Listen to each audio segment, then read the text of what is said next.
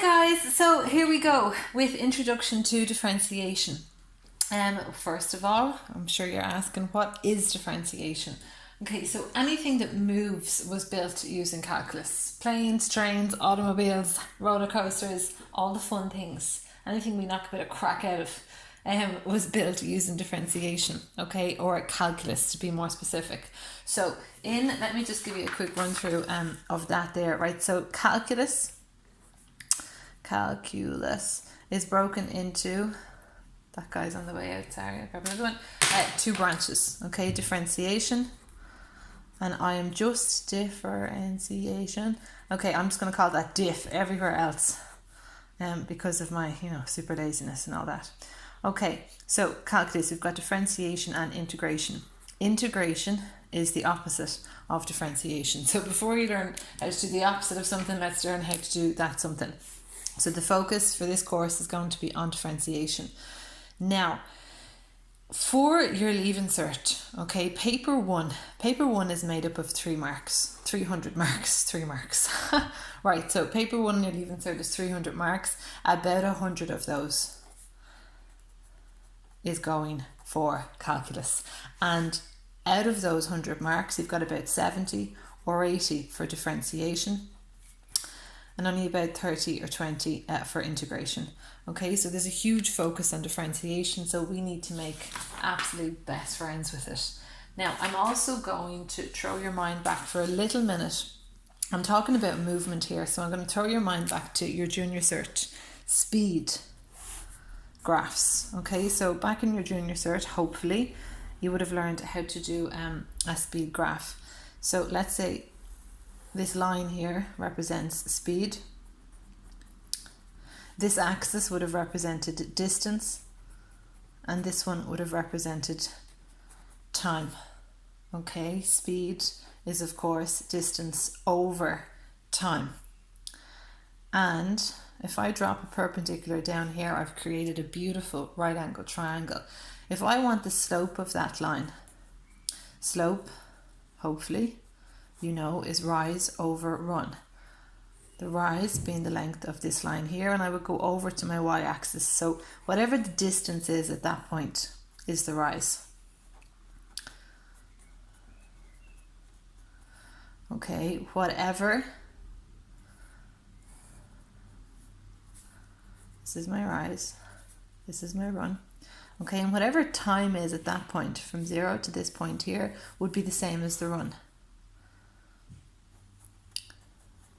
So I've got slope as rise over run, but from your graph you can see the rise is the same as that distance. The run is the same as that time. Distance over time, you already know, is speed. Okay, so slope is the same as rise over run.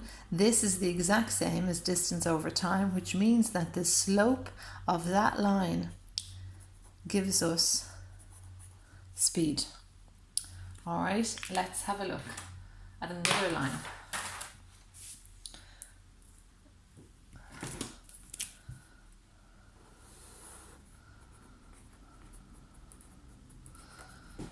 Okay, which of these lines represents a faster speed? Okay, this black one or this red one? Of course, the red one. With this red one, you have moved this much distance in just this much time. So the steeper the line, the faster the speed.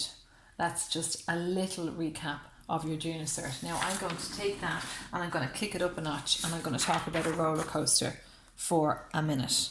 Okay, so let's have a look at two types of roller coasters here. You've got this in your notes, so you can draw it right into them if you like. I'm going to just use a pen for this because I don't want to leak through to the next page.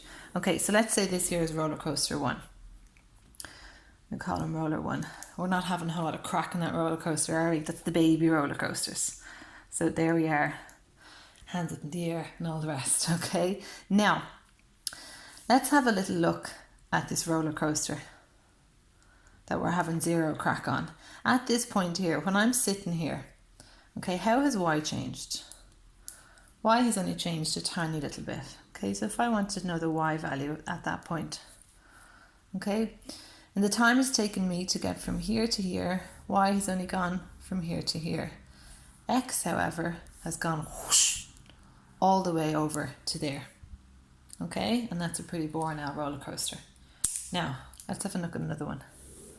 Bye-bye. Right, this one's heart pumping kind of got job. Right, up here, let's say I'm right here now. I might not have my hands up in the air this time. Okay, but anyway, I'm going to compare the y value to the x value. Okay, so by the time it took me to get from here to here on the roller coaster, y has shot all the way up to there. X has only moved a tiny little bit. Okay, so if y has moved very, very quickly, or the change in y is quite large compared to a very small change in x, then we're talking about a really intense roller coaster. If the change in y is relatively small compared to the change in x, then we're talking about a baby roller coaster. So the change in y compared to the change in x gives us the intensity of the graph, okay, or the steepness of the graph. And when we're talking about steepness, we are talking about slope. Now, in our previous graph that I looked at, we were talking about straight lines. It's easy to get the slope of a straight line, but how do we get the slope of a curve? What we do is we draw ourselves what's called a tangent. So,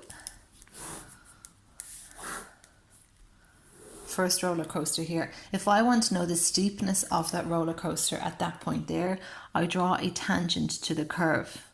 And the steepness of that line, but the steepness of that tangent line that touches the curve at one point only, will give me the steepness of the curve. Okay, this guy here, same thing. If I was to draw a tangent to the curve at that point there, I would get the steepness of the curve at that point. Okay, the steeper the tangent, the steeper the curve. The quicker you are moving up compared to how you are moving over, or the quicker y is changing compared to how x is changing. Now, steepness is slope. You want to create a right angled triangle. Rise from here to here is your rise. Or this y value minus this y value. Okay, and hopefully that one. Rise is the same as change in y over the run. The run is going to be this x value here minus this x value here. Rise over run is the same as the change in y over the change in x. So another way I could write that is change in y over change in x. A very fancy way to write that is delta y over delta x. This little triangle, it's a Greek letter, it represents change, okay? Or another way to write that is dy dx. Dy dx, the derivative of that graph with respect to x, okay? And this here is where we're going to start with our differentiation. And you can see, hopefully, from all of these beautiful graphs, that dy dx is just the change in y compared to the change in x, which is just the rise over the run, which is the slope of that tangent. So from this, hopefully, you can easily conclude that the slope of the tangent is dy dx, or the first derivative. So when we're talking about differentiation, we're talking about movement, the rate at which something is changing. And you've seen from your earlier graph, okay, the one I did that was a recap of junior cert, okay, speed is the same as the slope of a line. Slope of the tangent is speed. Speed is dy dx. Okay, so that's what differentiation is. And now in our next video, we'll look at how we actually do it. How do we differentiate without having to go doing rise over run all the time?